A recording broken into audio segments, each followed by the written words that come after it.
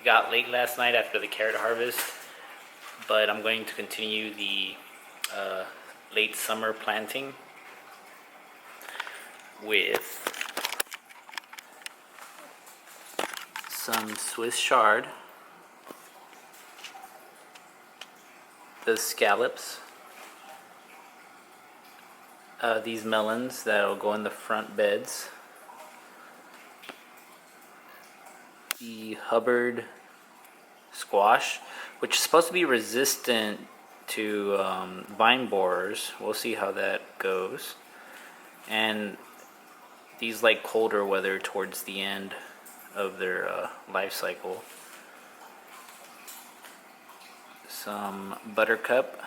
I'm honest, that's just wishful thinking that I'm going to get squash, but I'll try.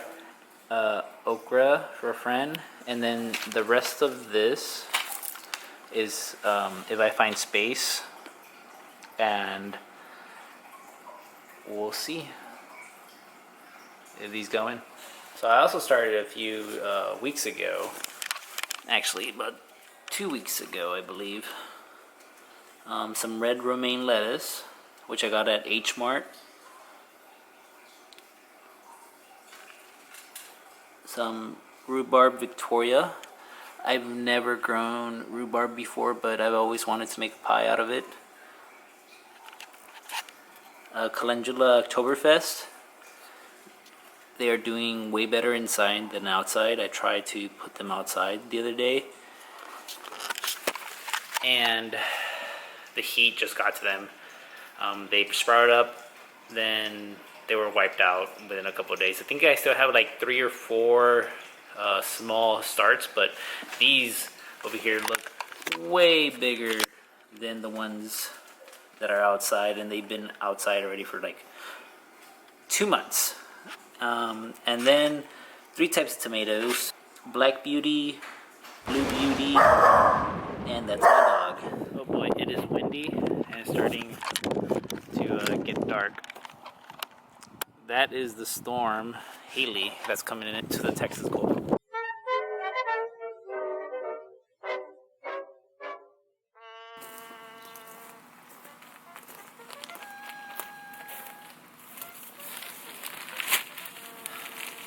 So I'm not going to be putting compost down. I'm just going to put more of this organic humus and manure. The NPK value is pretty low. It's actually almost non-existent. But I just want to like fill up the bed. As the time goes by, it is hot. As the time goes by, and the plant starts growing up, I'll add some fish emulsion and then some slow release granules. But first, let's get them to pop up. All right.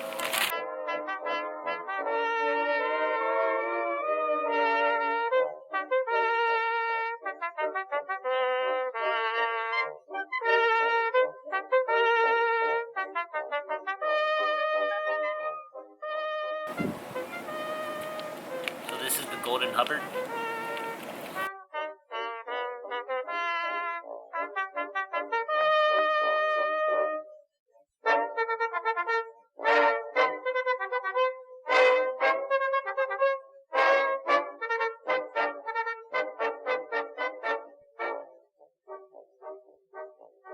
So that right there is a melon, and this is the opposite side of the bed we just planted.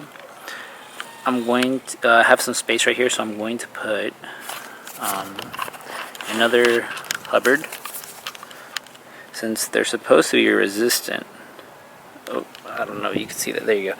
They're supposed to be resistant against squash vine borers, but we will see,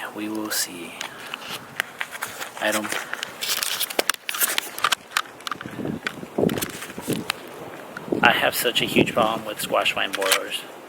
I don't even know how to deal with them. I have tried several things, and they just say that in southern Texas, gardeners have it the worst. They could have pumpkin fields and they'll be fine, but as soon as you start a small plot with vegetables and squash and pumpkins, you're done. You tried. You failed. Good luck. Enjoy your failure. Keep trying till and eventually it works. It did work a little bit for me when I injected the vines with some BT. That definitely did help. I'll show some of that as soon as these starts popping. The golden hubbard or the butternut squash starts popping up. I'll show some how I treated for squash vine borers in early spring. So hopefully it works out for y'all if y'all have the same issue. But that's definitely a southern problem. Alrighty, enough of me talking.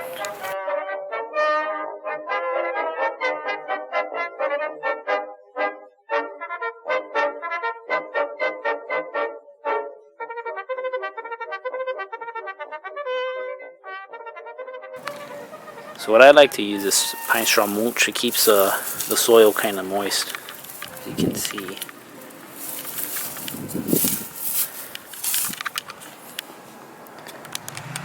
I'm also going to put some okra next to the Hubbard squash. My neighbor is mowing his lawn.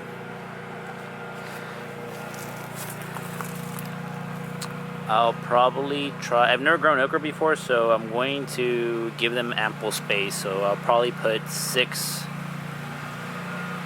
or eight squares right here with okra. All right, it is raining, and my neighbor is definitely mowing his lawn. So I'm gonna go inside. See y'all later, y'all. Raining just a little bit. I was able to get the Swiss chard on the ground, the little tags right here. I had enough for this bed and the right bed, but the last middle bed only had for 3, and it's kind of already has a lot of tomatoes, which are struggling this summer. In the meantime, we will go and plant a scallop squash. Alrighty. So this bed right here, this is where I want to put the scallop squash, but I do have some camote. I'm trying to remember the name in English, so give me a moment. Bear with me. Sweet potato, that's your name. Okay, so I have to scooch them over before they start sprouting. My neighbor's still going at it. Before they start sprouting roots into the ground. Kind of want it to go around and not back in this area, because I wanted this area for beans or for anything that could trellis up.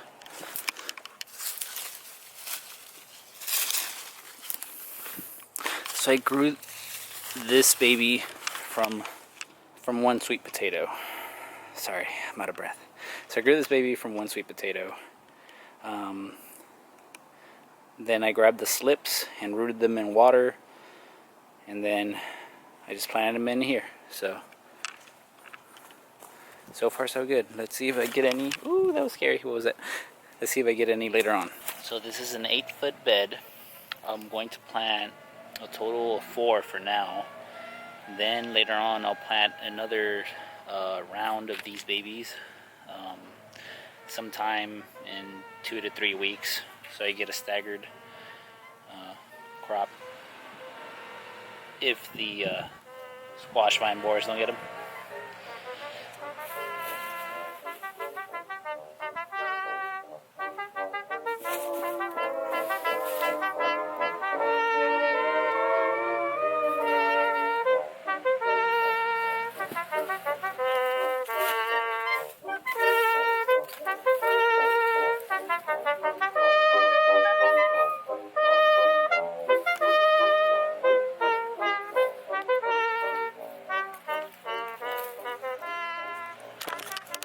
Alright, let's go do the corn. Even if it doesn't grow out, it'll look pretty nice once the trellis has all the vegetation on top, and then in the back you'll have some corn. So by fall it should look kind of cute either way. That's my thought process anyways, but who knows. Alright, so this is sweet corn. I don't know if the sun will let you see it, but if it does, that's good.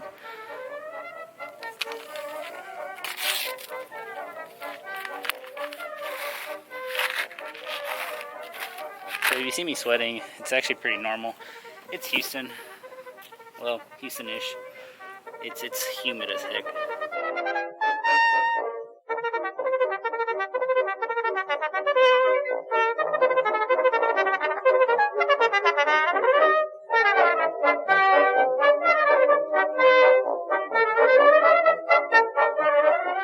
Alright, so I was able to double plant the sweet corn. The camera turned off because of the high temperature. It says it's 100 degrees, but I feel like this thing is lying to me. I feel like it's maybe like 90, maybe even 89. So the last thing I want to do is plant my mammoth sunflower plants. I grew from seed myself, from botanical interest, I believe. Super easy to grow. Just grab some soil, put it in a pot, put the seed there, and they just take off. You just water once in a while. After they grow like maybe 6 inches, they're ready to transplant. Or you could do direct sowing.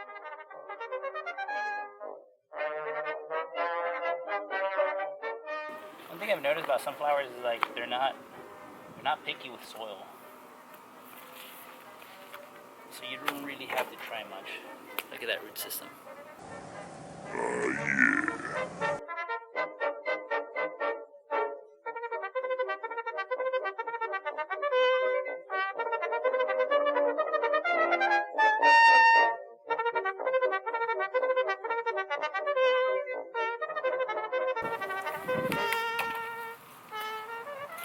This one started wilting because the pot's too small for it now.